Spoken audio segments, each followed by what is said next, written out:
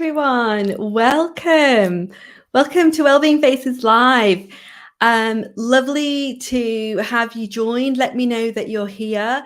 It's been a fortnight now since we did our last Wellbeing Face Live, and I have to say, I missed it. I missed not being able to do those lives. I was on holiday, so had a great time on holiday. Had time to celebrate Vaisakhi, our Sikh celebration, and also Easter, the school holidays with the children, and Anzac Day. So it's been lovely, but I have to say I have missed the live. So very pleased to be back. And let me know that you're here. Post your name and where you're dialing in from on the chat. That would be great to see. We are going live on LinkedIn today, YouTube, and Facebook. So for those of you that are streaming in live for the first time, welcome. And for those of you that are my regular viewers, an absolute warm welcome to you all. So my name is Simi. I work as a business psychologist, executive leadership coach, and I'm the founder of Wellbeing Face. Wellbeing Face is a thriving psychology coaching and consulting practice, and we work with leaders globally, really to elevate their leadership brilliance. Very fortunate to partner with leaders globally to work on three main areas. Those areas are really working on deepening self-awareness so we can help develop authentic leaders. And then secondly, we work with leaders to foster inclusion and belonging in the workplace. And finally, we work with leaders to really ensure they're driving peak performance, but keeping well-being front and center. So absolutely love the work that we're doing. All our work is backed by psychological evidence and commercial nous. So a lot of practical evidence-based strategies that leaders are really benefiting from at a team level and an organizational level. So very pleased to be sharing with you today some insights on a really important topic around inclusion. And before we start that topic, I would love to know if you are here, where you've dialed in from. Please let me know on the chat. That would be really good to know. Now, today we're going to be talking about the psychology of inclusion. So many of you will be aware that inclusion is a hot topic that a lot of people are talking about at the moment. And many organizations are wanting to and needing to invest in driving and cultivating inclusion. But a lot of the initiatives and programs out there at the moment are not having the desired impact. And I really want to go beyond that and beneath that to really unpick the psychology of inclusion. Because if we understand this, we can absolutely make a change in the right direction for implementing and nurturing inclusion in your organization. So let me share with you what we'll be covering today.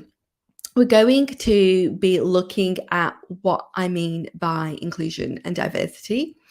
It's such an important topic because so many organizations, as we know, are really trying to attract and retain the best talent that they can.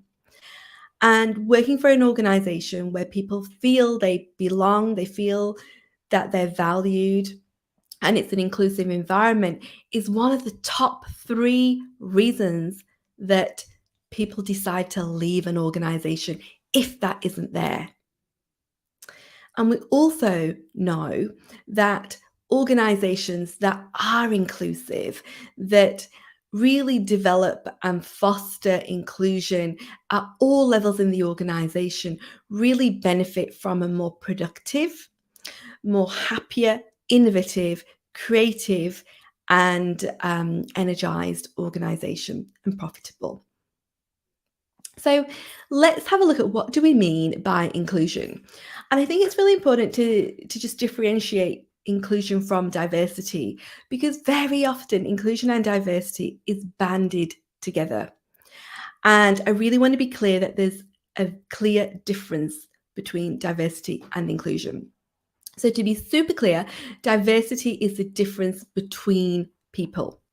So you can have a diverse workforce in terms of having both men and women, people from different races, backgrounds, people from different educational backgrounds or commercial backgrounds, or people with varied levels of disabilities. Now, that is a diverse workforce if you've got people from these different groups. However, if you're not doing anything to foster connection or a sense of acceptance or gelling between these different groups of people, you're just going to have a diverse organization. You're not going to be benefiting from what true diversity really brings to your organization. And I'll go on to explain the reason for this a little bit later, because there's a fundamental psychological reason why just having a diverse workforce is not going to translate into an inclusive one. But before we go on to that, I want to share with you and just remind you of the key benefits of diversity. Now, there are many benefits, but there's two very clear benefits which research really supports. One is around inclusion and creativity. If you've got individuals from different backgrounds, you're going to get ideas, different ideas, by people looking at things from different lenses and bringing their different unique experiences to the table, to the situation, to the problem that you're trying to solve. So innovation, creativity, absolutely is a key benefit of diversity. The second benefit of diversity is better decision making. And the research shows that diverse teams are better at making decisions 87% more of the time than non-diverse teams. So 3/4 of the time, if you've got a diverse team and they're really working well together, they're going to be better at making decisions, critical business decisions.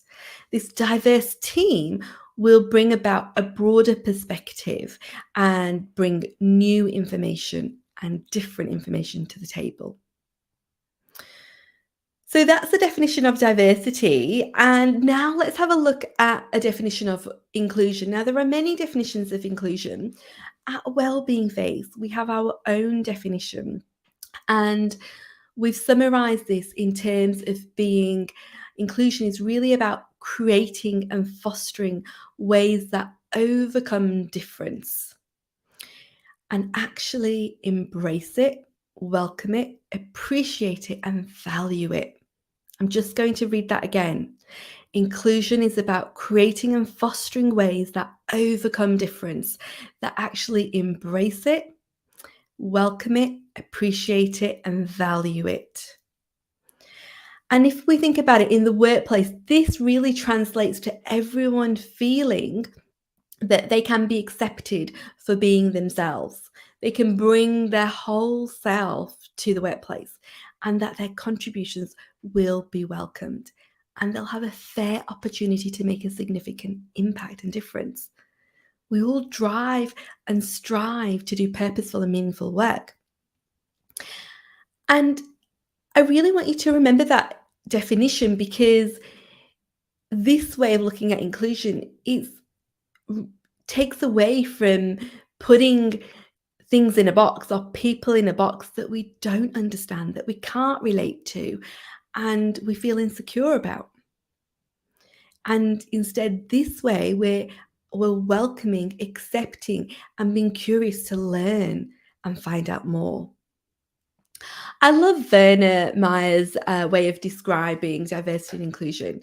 And she summarizes it so nicely by saying diversity is like being invited to the party, and inclusion is being asked to dance.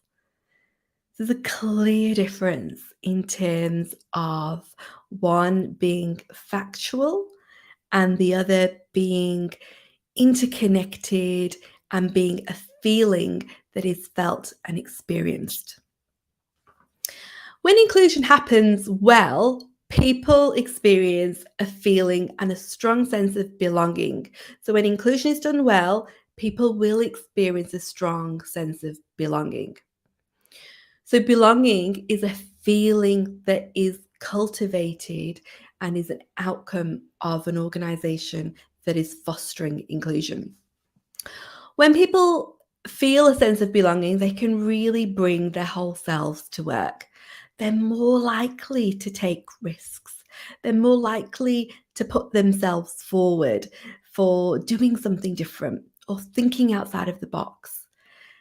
They're going to feel that others have their back, and they're going to feel happier and more likely to um, step into what we call executing discretionary effort in terms of pro-social behaviours of going above and beyond in their role, giving that bit extra, wanting to step up, put themselves on stretch projects, and really putting themselves out there for the team, for the leader, and for the organisation. And think about it, if you've worked in an organisation where you feel a strong sense of belonging, you feel a real sense of pride of working with that organisation, being associated with it, its values. And what happens? We talk about our work a lot with our loved ones, with our friends. We become strong ambassadors for the organisation. We start raving about it. And then what happens? Other people want to know more. They want to be part of it. They want to join. And by the time you know it, you're recognized, your organization is recognized as the best place or employee's choice to work. And in turn, you have a super engaged team and organization. Financial profits are going to rise. And in no time, you're going to have a competitive edge. You're going to be a market leader. Sounds easy, doesn't it? It really sounds easy if we look at it in this way. In actual fact, driving and cultivating inclusion is easier than we actually think. And it can be achieved more easily than we like to think. So it's really important that we understand the psychology behind inclusion to really get a clearer understanding of how, as an organization, as a team, you can put inclusive practices into place that are going to really, really work. And I just want to have a little pause and check if I have any comments or questions in the chat. So please do feel free to post your questions or any comments in the chat. I will be monitoring that as well. Thank you so much, Sharon, for your feedback on our definition of inclusion. We have definitions for well-being, inclusion, and for us, this definition really resonates and encapsulates the key elements of driving and fostering an inclusive environment. So what I'd like to share with you next then is I'd like to really share with you some of the benefits of an inclusive environment. Because when you've got an inclusive environment, what is happening is you're cultivating and developing leaders that are inclusive. And according to research out there, in particular, Better Up did some significant research around inclusion. And what they found was that when managers are seen to be inclusive, employees experience 3 to 4 times more job satisfaction and job engagement, and 2.7 times higher commitment to the organization. So it really does make an impact. And there's so many more studies out there as well that really highlight the importance and the impact of inclusive leadership. So I want to share with you some really key insights, some psychological insights with you about inclusion, because if we truly understand these, we can be so much more open to accept and embed critical steps to putting inclusive practices in place. Now, after all, majority of organizations have one thing in common. The common denominator is humans, people. It's us. We are all there to play our part, to drive an organization to achieve an outcome, to really be involved. And if we get inclusion right, we can absolutely harness the power that humans, us people, bring. But we can only do that if we acknowledge and accept individual human beings as individuals. And this is what inclusion is all about. Why is inclusion so important, and what is the psychology behind it? So, as humans, we are all social animals. Our social experience plays a hugely important part to how we feel, how we show up, how we feel about ourselves, and then what we are capable of doing. There was some really interesting research done in 2010. It was a meta-analysis, and it looked at the results from 148 studies. It was approximately over 300,000 participants involved across these 148 studies. And the founders of this meta-analysis research found that the quality of participants' social relationships was a better predictor of their mortality than smoking or alcohol consumption was, or having high blood pressure. Wow, this is fascinating, isn't it? The quality of our relationships with others will be a better predictor of how long we actually live, rather than how much you smoke or drink. This is the power and influence of social experience. Our social experiences really play a huge, important part to how we experience life, how we show up, and how we feel about ourselves, and how we feel about our capability to grow and develop. So it's not just a nice to have, it's essentially hugely important for our health, our sense of self-esteem, and our worthiness. We all know that social activities can make us feel really good about ourselves. People usually report feeling better when they've engaged in some kind of social activity compared to when they've not. I met with one of my beautiful friends for brunch yesterday. I made a conscious decision to not work in the morning and meet her for brunch. And I absolutely had a wonderful time and came back really re-energized to then work in the afternoon. So social connection and interaction is hugely important and beneficial for us. And research shows that there is a real relationship between the number of social interactions that we have in our day and our self-reported levels of happiness and sense of belonging. So it's not just the number of interactions that we have, but it's really the importance of those interactions. How we perceive them. Do we perceive them to be positive? Do we perceive them to be signals that reinforce that we belong, we feel connected, and we feel included? So as leaders, we really have an important role to play here.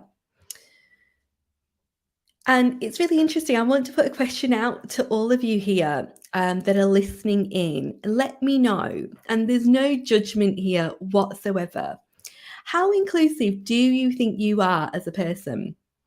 And in the chat, put either very, sometimes, or rarely. So how inclusive do you think you are?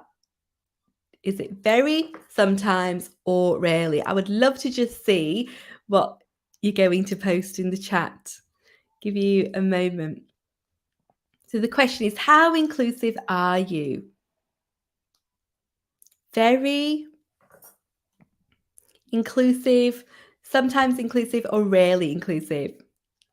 Now, I've not had anybody post anything in the chat, and that's absolutely fine, because I just wanted to put it out there, because the research actually shows that 85% of people overestimate how inclusive they are.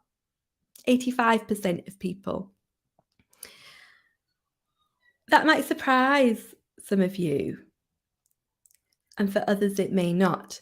We actually all as humans have a tendency to overestimate that we are more inclusive than we actually think we are. And if we take this position, it can be quite a risky position to take, especially if you're a leader and you've got responsibility and influence over how your team feel and the impact that you can have on those around you. And this overestimation is really interesting because what happens is we have an overconfidence bias. So as humans, we tend to be overconfident about our abilities or perspectives on certain things.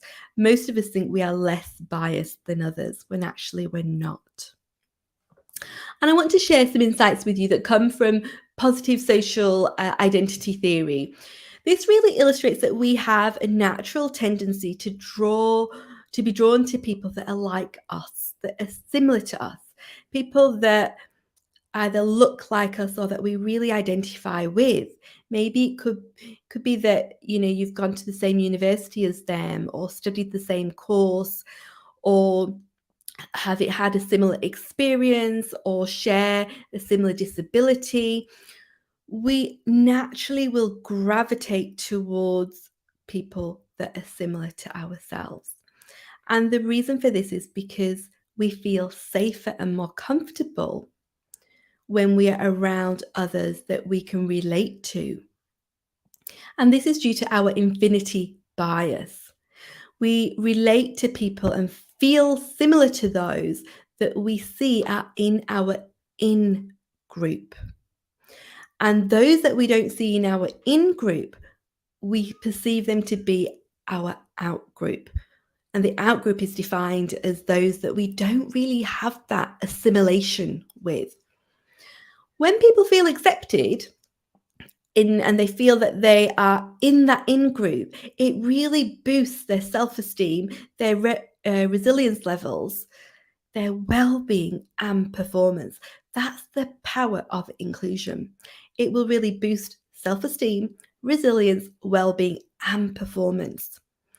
Now, in the workplace, if you're a minority, so when I mean minority, you are someone who is least represented in the organization or in your team. It's very likely that you're going to feel not in that in group, but experience being on the out group.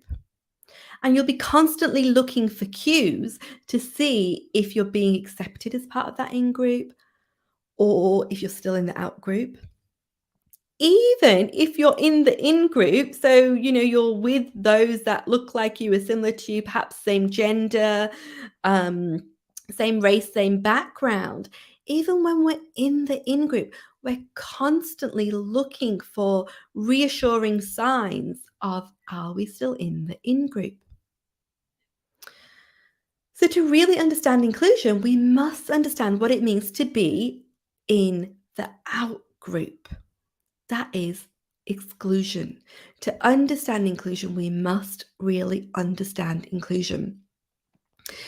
Now, I'll be running a live shortly, and I have a series of videos coming out shortly as well that really looks into exclusion and understanding what that means in the workplace. So I'm not going to go into detail about that today, but I will just share very briefly with you that some examples of what exclusion can look like in the workplace can be that you're overlooked for opportunities, talked over or dismissed in meetings, subtle things like others not making eye contact with you when you're talking. It can also be others making judgments based on your capability, based on their own stereotypes and assumptions of you and the group that you belong to.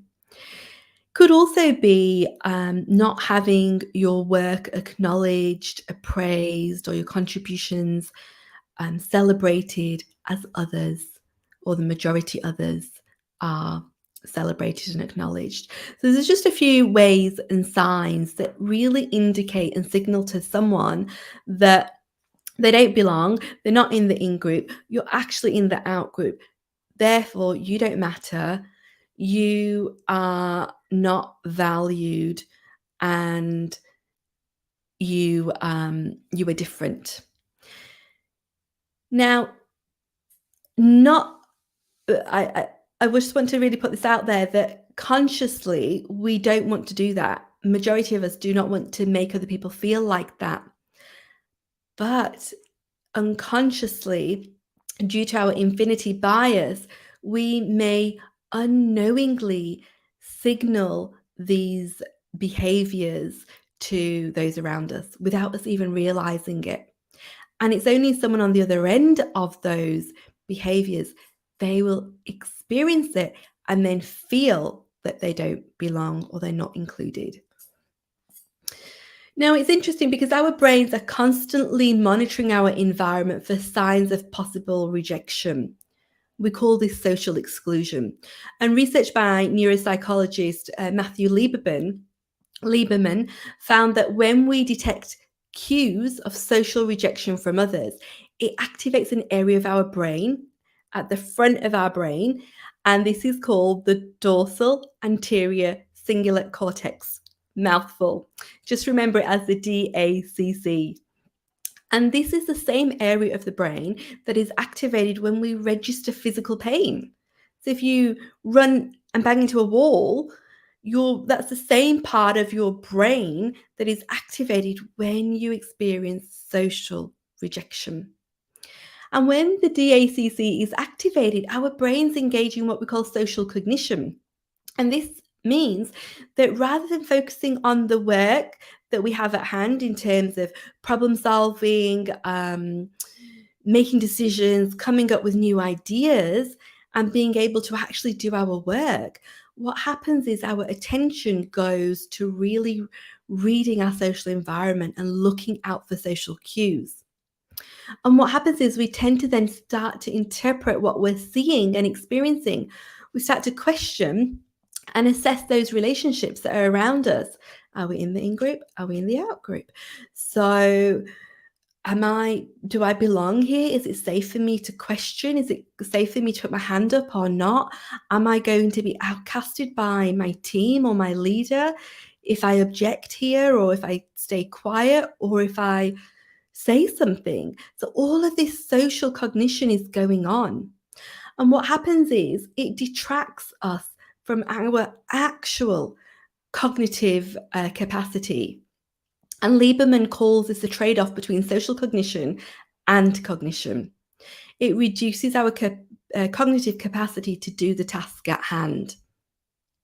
So you can really see that the research around social cognition is so important to understand the impact of it, and how we therefore need to ensure that people do feel secure, do feel included, and that they feel they belong, so that they're not trading off or going through this regular trade-off of, do I belong, don't I belong?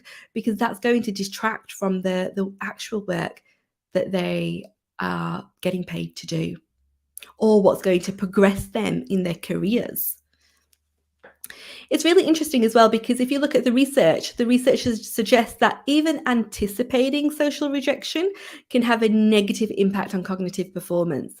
So even if you haven't experienced that social rejection, just sitting there in a meeting thinking, shall I ask, shall I not ask? What's going to happen? It's likely that my manager is going to shut down what I've said or dismiss my comment.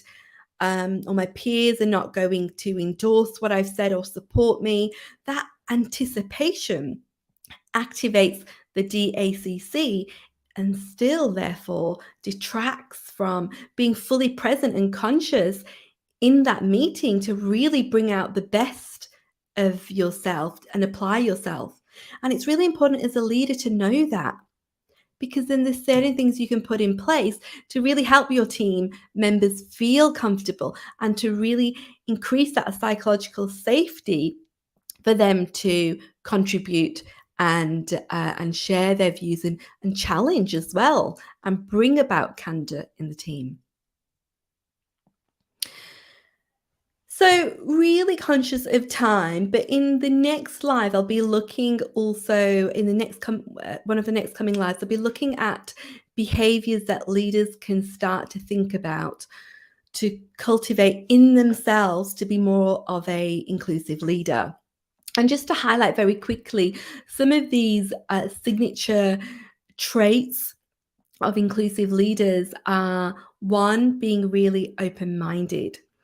So, being open to difference, being open to look at new ways of creating connectivity and fostering connections, being curious to have this open mindset that you can listen to others, you can take on views and ideas without making judgments or without your stereotypes and biases coming into play. We all have bias, we all have stereotypes that we hold, and it's really important to recognize what those are individually, because when you're aware of them, you can absolutely do something about them. Another key skill for inclusive leaders is to really become more culturally intelligent. And this is being more attentive to different cultures, open to them, and looking at ways in which you can adapt to those to individuals from those different cultures, and not making assumptions just because somebody comes from a particular culture, say like an Indian background or culture like myself. Don't assume that I need to be treated in the same way as my fellow Indian colleague or peer, just because the cultural similarities are there. We still need to go deeper and get to know the person in front of you to really understand the nuances and understand what connectivity and inclusion means for that person. So, in the next few lives, we will be looking at this topic in a lot more detail, and I'll be sharing some videos very soon on LinkedIn that really give you some tools and strategies and bring together some of these insights that I'm sharing with you today. So there's a few key things to remember today. I know I've shared a lot with you. I'm conscious I've done a lot of talking at you. And if you have questions and comments, please do put them in the chat and I will absolutely have a look at the chat and get back to you on those as well.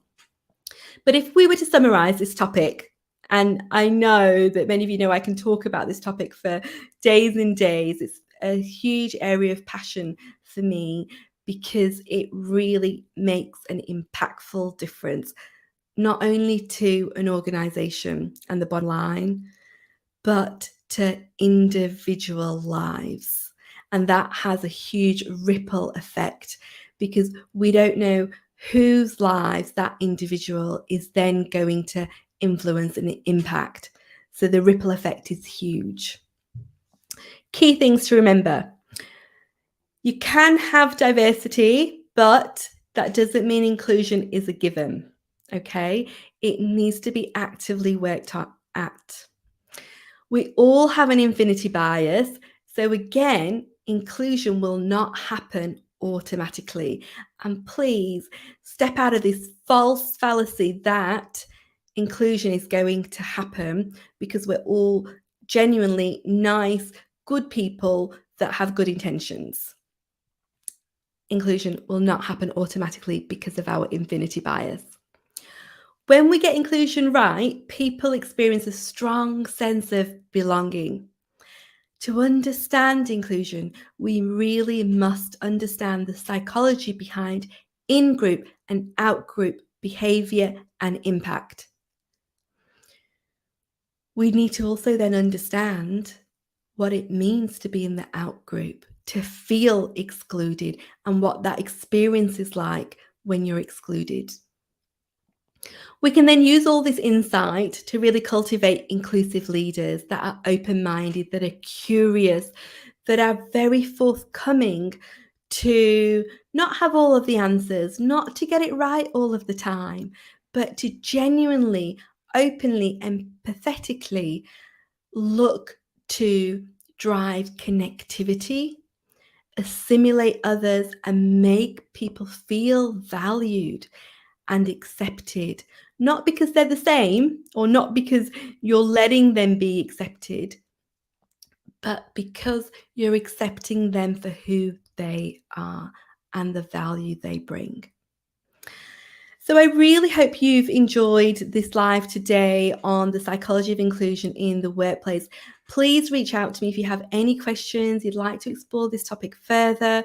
If you'd like to discuss practical ways of embedding inclusion in your organization or in your teams, absolutely reach out.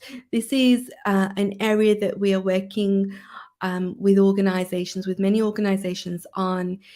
It's a real key area that, with the psychological science to support what we're doing, we can really drive strategies and actions that will have a sustainable outcome and make an impactful, positive difference. So please do reach out to me if you have any further questions. We will be coming back live next Friday. I'll have a guest on the show next Friday. We've got a very interesting topic for you, slightly controversial, so keep a lookout on the LinkedIn Live and our website as well. But again, please do get in contact. So grateful to be able to share insights with all of you. And I wish you a very happy Friday, a wonderful weekend ahead, and I look forward to connecting with you all again shortly. Bye for now.